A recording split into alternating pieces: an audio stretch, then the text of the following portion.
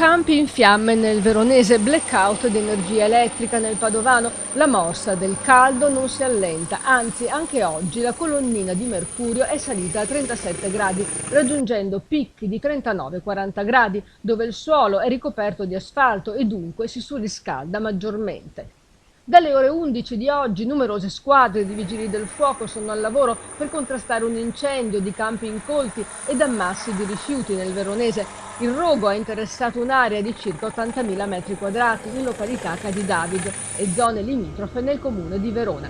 In un terreno erano rimasti accatastati cumuli di rifiuti in plastica, PVC e materiali di vario genere provenienti dalle strutture usate come copertura per le colture agricole sottoserra. Le squadre intervenute con numerosi mezzi, anche fuori strada, dalla sede centrale di Verona e dal distaccamento di Bardolino, hanno affrontato fiamme che si propagavano velocemente nei terreni incolti, con vegetazione alta e non controllata.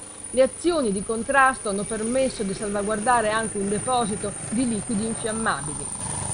Prezioso è stato anche il supporto di Drago 168 del nucleo elicotteri regionale dei Vigili del Fuoco, che ha eseguito numerosi lanci mirati prelevando acqua nel vicino canale artificiale.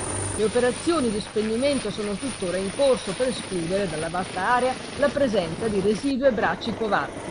In totale hanno partecipato all'intervento 20 vigili del fuoco, coordinati dal funzionario di guardia e dalla sala operativa. I vigili del fuoco di Padova alle 22 di domenica sera in zona Guizza sono intervenuti a causa di un esteso blackout elettrico. Dapprima hanno liberato 2 persone rimaste bloccate in ascensore in 2 diverse palazzine, poi hanno estinto il principio di incendio di una cabina elettrica in via Pindemonte. Numerosi i disagi per la popolazione rimasta al buio e al caldo e gli abitanti degli appartamenti nei piani più elevati rimasti anche senza acqua per il mancato funzionamento degli autoclave.